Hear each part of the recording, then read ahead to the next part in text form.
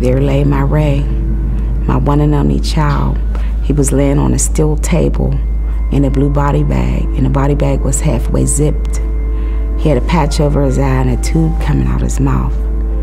And I just remember standing there in awe, and when I went to rub his head, it was like he was still warm. I could feel the life leaving him, because part of him was warm and part of him was getting cold. And I had asked the nurse, I said, nurse, can you bring those paddles to hook him up, he's warm. But she said no, it was too late for that, he was already gone. So it was in that instant, the reality it was facing me, that I would never, ever again see my sons smile or hug or anything. When your child is murdered, you can be in a room with 1,000 people and not one of them can help you.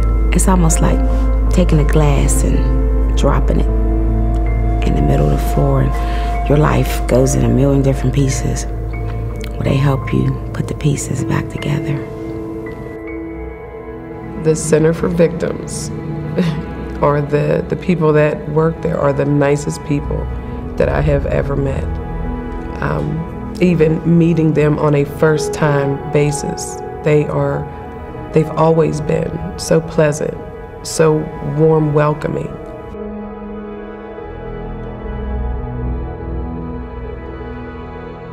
What is a normal life?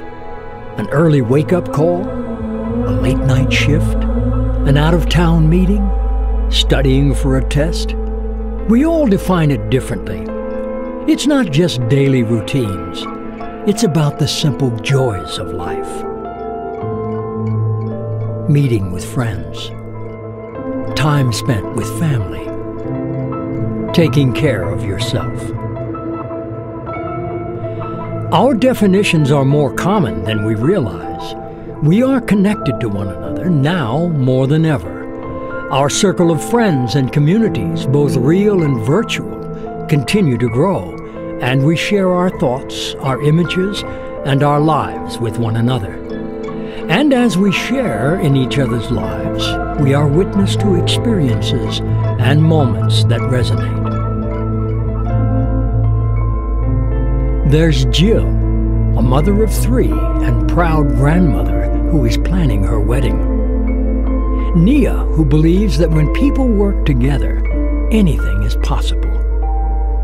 William, the son of a pastor and father of 4, he dreams of a career that will allow him to help the children in his community. Jody, as a fitness instructor, she understands the importance of both physical and mental wellness, and she is an advocate for healthy individuals and healthy relationships. And Terry, the mother of an 8-year-old who just received her master's degree. What happens when normal life takes a terrible and unexpected turn?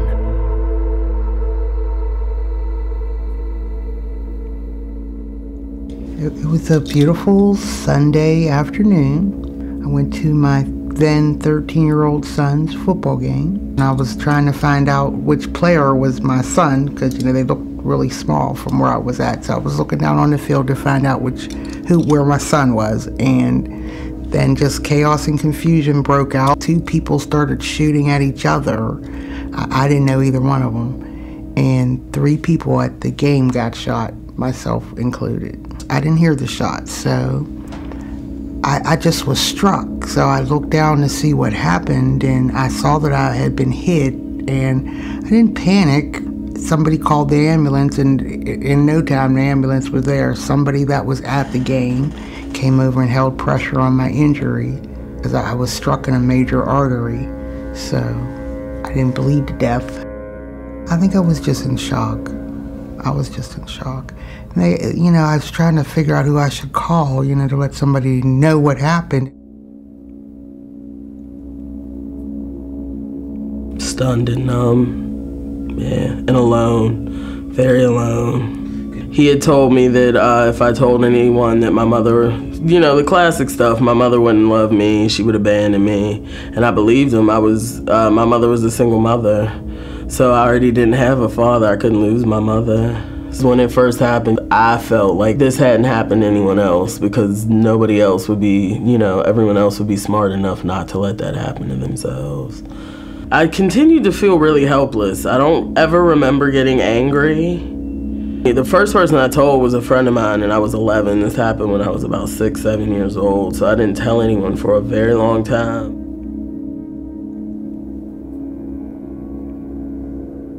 The night that I got shot, I was seeing angels.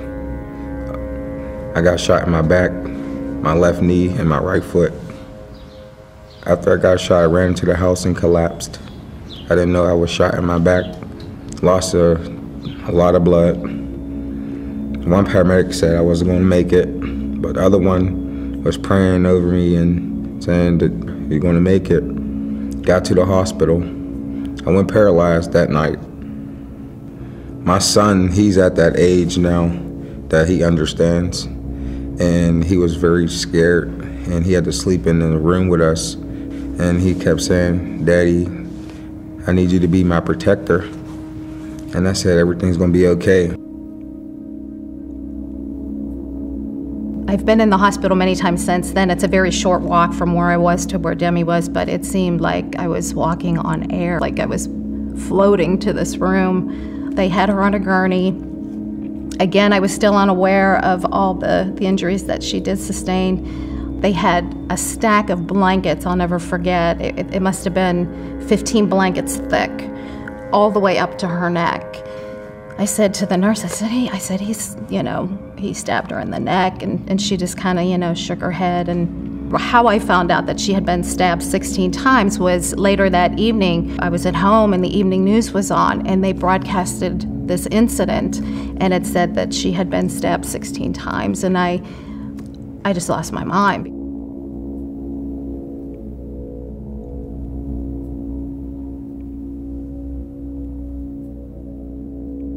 After the first 5 shots, I didn't hear anything.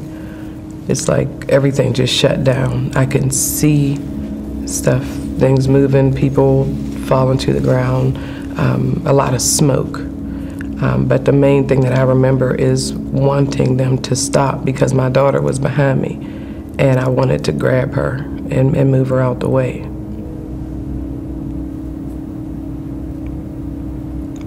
Her eyes started to kind of close and roll up in her head. And I just, her hand had slid down off of me, and I'm just rocking. And I'm looking down at her, and I'm talking to her, and I'm telling her how pretty she is, and how Grandma wants to see her. Everybody, wants to see her, and I just kept telling her how beautiful she was and that we needed her. And she's just changing colors. It was like she was getting darker. And I knew that she was gone, but I just kept rocking. I wouldn't stop. And I wouldn't stop talking to her. I didn't know I was hit. Still didn't know I was hit. For many, effortless tasks become impossible. Healthy relationships splinter. Overcome by the weight of their suffering, victims often disconnect, drawing away from those people, places, and things that remind them too much of the way life used to be.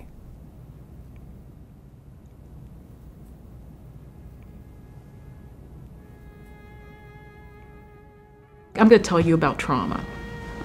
And I will tell you, a lot of times people lose their memory, concentration, and focus after a traumatic event. The brain's doing a lot of other stuff. It doesn't care whether you paid your rent or the insurance has been paid or you're getting to work on time. It says, I'm still in danger, and its job is still to keep yourself alive during this dangerous time, even though the danger actually has passed. I was an administrative assistant for UPMC Cancer Centers. I worked at McGee Hospital. And I really liked my job and had a lot of friends, and I was not able to return after 6 months. If you can't come back, they terminate you at that time. So I got terminated. I've worked all my life, so it's been a very, very huge adjustment.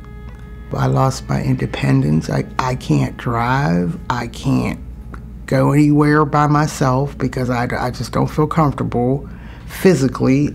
We're not even talking about emotionally, but just physically, I don't feel comfortable. I don't go anywhere by myself. It's changed every aspect of my life. It's like I put up walls, and you see this person that's like, oh yeah, everything's great, everything's fine.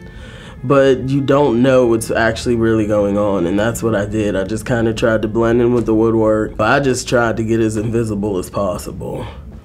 So that's what I didn't relate to a lot of people. I didn't tell people. I kept on this like plastered smile.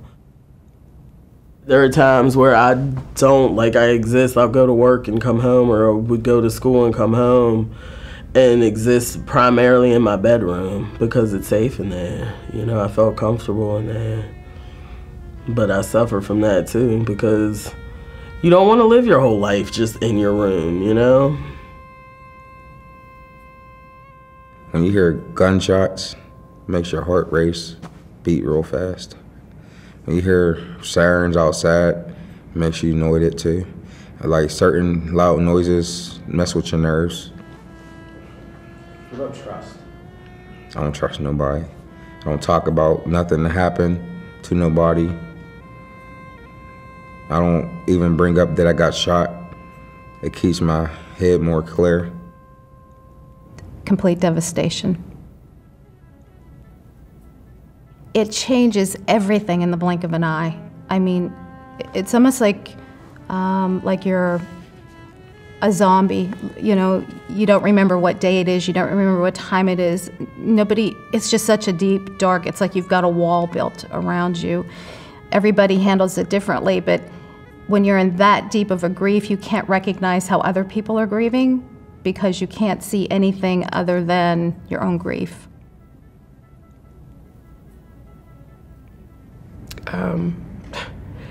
I remember waking up and I knew I had to go to work. I knew I still had a son to take care of. The bills needed to be paid. And I was under this, it was like a regular routine. It was like that's all I knew, is that I have to get up. I have to go to work. And I have to take care of my son. I have to get up. I have to go to work. And I have to take care of my son. That's all I knew at the time. I have to get up. Out of the darkness can come the light of hope. Hope for healing. Hope for understanding. Hope for finding a new normal. Pittsburgh Center for Victims is that light. Victims often long for the ability to reach out to a safe haven for support and guidance. Some grieving family members simply seek the honor of burying their loved ones. Other victims need refuge from domestic violence or sexual assault. But most are just searching for a helping hand and a listening ear, and the opportunity to put the pieces of their lives back together. The Center for Victims shoulders the burdens that are too heavy for one person to carry alone. Their services are transforming lives and building a better community through education, assistance, and unwavering support. Here, challenges become victories, anger becomes acceptance, and victims become advocates.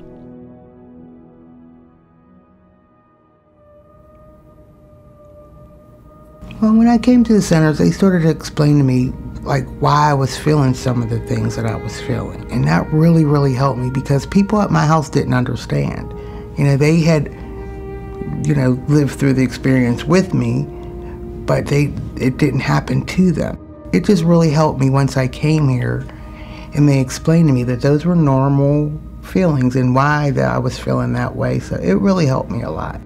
I just came in, I sat down, and just it was a safe place, and I was just finally happy I'd found a place that felt like that. Part of the reason that I'm able to keep going is the knowledge that it is here if I need it.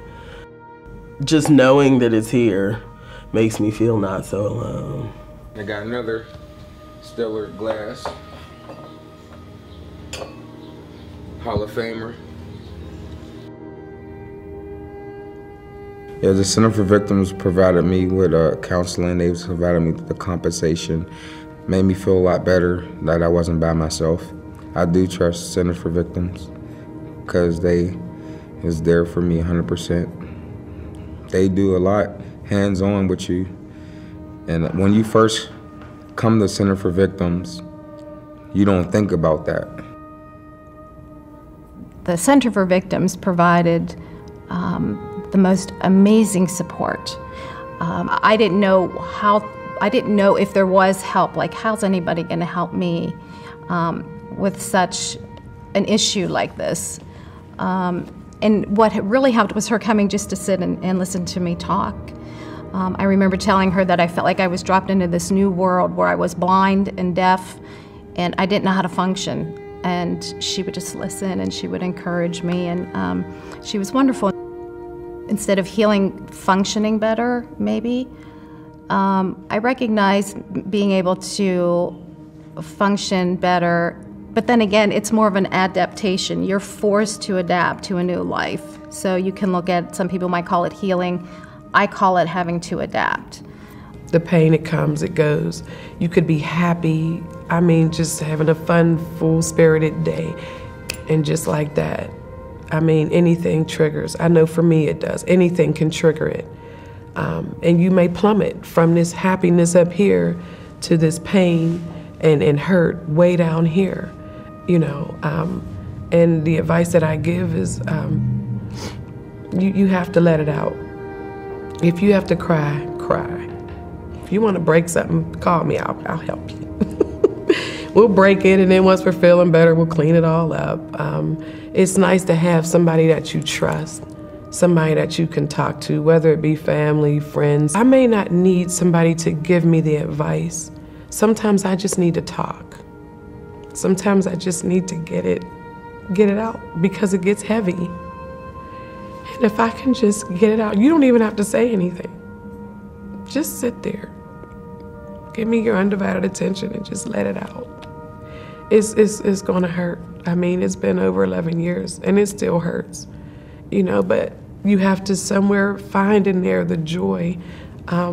Remembering them makes me happy, you know, thinking about the smiles on their faces, certain things that we did. So it helps to let it out. They're just that extended hand to help you back on your feet. I'm telling you, words can't describe the gratitude I have for the Center for Victims, because it all started right here for me. I'll tell the world, support them, because their heart is in the work. Violence is a word that's lost some of its weight today. Maybe it's because we see violence in many forms and its many victims entirely too often. It's become the background noise, and too many times we brush it off as an issue that other people have to deal with. We are all connected, and violence affects all of us. And many among us have discovered the unthinkable can intervene at any moment. The page turns, and a challenging new chapter of life begins. Under it all is one simple truth. It doesn't matter who you are, where you live, or who you may know. Violence does not discriminate. Violence can happen to anyone. If you or anyone you know is a victim of domestic violence, sexual assault, child abuse, homicide, or any form of violence, contact Pittsburgh Center for Victims or your local victims advocacy group or 911.